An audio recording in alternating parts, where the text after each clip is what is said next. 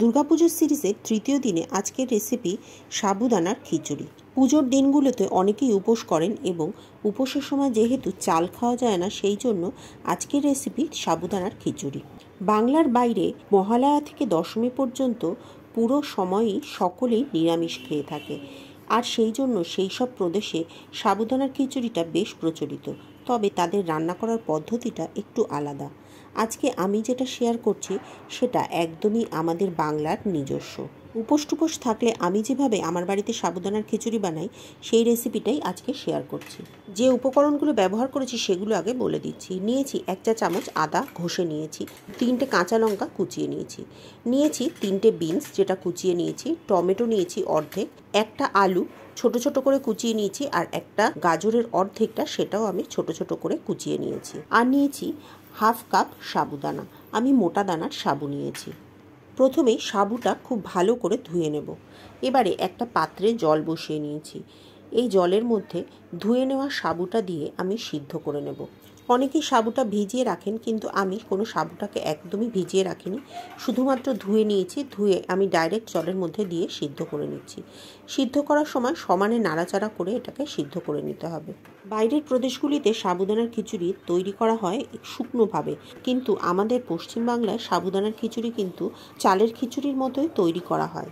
এদিকে সাবুদানাটা নাড়তে নাড়তে 2-3 মিনিট হয়ে গেছে, তবে এটা আরও কিছুক্ষণ রান্না করতে হবে। আরও 2-3 মিনিট রান্না করার পর সাবুদানাটা যখন স্বচ্ছ হতে শুরু করবে, তখন এটাকে নামিয়ে নিয়ে ভালো করে ছেঁকে নেব। ছাঁকনির সাহায্যে এটাকে ছেঁকে সমস্ত স্টার্চটা ফেলে দিয়ে পরিষ্কার জলে ধুয়ে নিয়েছি। এটাকে পাশে সরিয়ে রাখবো। এবারে একটা কড়াই গরম করে তাতে দিয়ে দেব 2 টেবিল চামচ সাদা তেল। এতে ফোড়ন দেব 1 চামচের 4 ভাগের 1 ভাগ গোটা জিরে এবং 2টো শুকনো লঙ্কা। শুকনো লঙ্কা এবং জিরে থেকে সুন্দর গন্ধ বেরোলে এর মধ্যে দিয়ে দেবো 3টে কুচিয়ে রাখা কাঁচা লঙ্কা।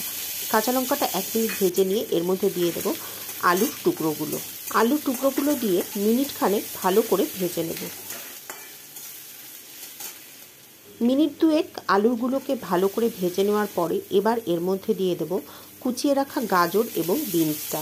কুচিয়ে রাখা গাজর এবং বিনসটা দিয়ে আলুর সাথে আরও 2 থেকে 3 মিনিট ভেজে নেব। 2-3 মিনিট ভেজে নেওয়ার পরে এর মধ্যে দিয়ে দেব স্বাদ মতো লবণ। লবণটা দিয়ে সমস্ত কিছু আরও একবার 1 মিনিটের জন্য ভেজে নেব। মিনিট খানেক হাই ফ্লেমে ভেজে নেওয়ার পরে চাপা দিয়ে আগুনের ফ্লেমটা কমিয়ে দিয়ে এটাকে আরও মিনিট 5-এর জন্য রান্না করব। এতে সমস্ত সবজিগুলো সুন্দরভাবে সিদ্ধ হয়ে যাবে। 5 মিনিট বাদে ঢাকনা খুলে দেখে নেব সবজিগুলো সিদ্ধ হয়েছে কিনা। এই সময় আরও একবার ভালো করে নাড়াচাড়া করে নেব।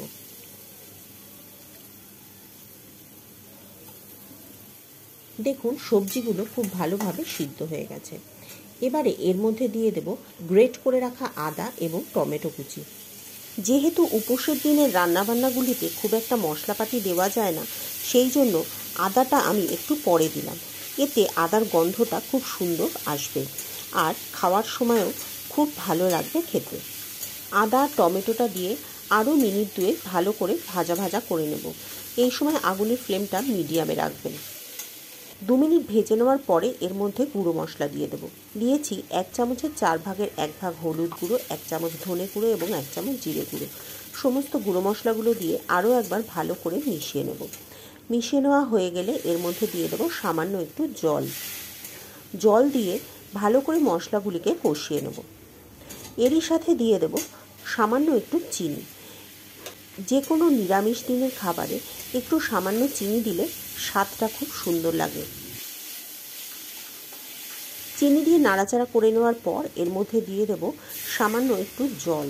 আপনি খিচুড়ির যেরকম কনসিস্টেন্সি চাইবেন ঠিক সেই পরিমাণে জলটা দেবেন। এই জলেই সবজিও সিদ্ধ হবে, আবার সাবুটা দেওয়ার পর খিচুড়িটাও একদম ওইভাবেই তৈরি হবে। এই সময় সিদ্ধ করে রাখা সাবুটাও এর মধ্যে দিয়ে দেব। আমাদের রেসিপিগুলি আপনাদের কেমন লাগছে অবশ্যই কমেন্ট করে জানাবেন। যদি ভালো লাগে তাহলে লাইক করে একটা শেয়ার করে দেবেন, আর যদি চ্যানেলে নতুন হন তাহলে চ্যানেলটি সাবস্ক্রাইব করে পাশে থাকা বেল বাটনটি ক্লিক করে দেবেন। সাবুটা দিয়ে সমস্ত কিছুর সাথে ভালো করে একবার মিশিয়ে নেব। এবারে ঢাকনা চাপা দিয়ে মিডিয়াম আঁচে রান্না করব 5 থেকে 7 মিনিট। 5-7 মিনিট পর ঢাকনা খুলে দেখে নেব সবজিগুলো কতটা তৈরি হয়েছে। সাবু এবং সবজি দুটোই খুব সুন্দরভাবে সিদ্ধ হয়ে গেছে। এবার এটাকে আর 5 মিনিট ফুটিয়ে নামিয়ে নেব। তৈরি হয়ে গেল সাবুদানার খিচুড়ি। নিরামিষ দিনে রাত্রিরে খাবার জন্য একবার এটি ট্রাই করে দেখতে পারেন।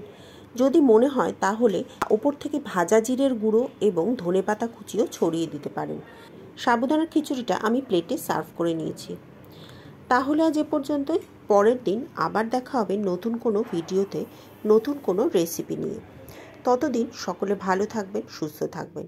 পুজোর দিনগুলি সকলের ভালো কাটুক এই শুভকামনা জানিয়ে শেষ করছি আজকের ভিডিও।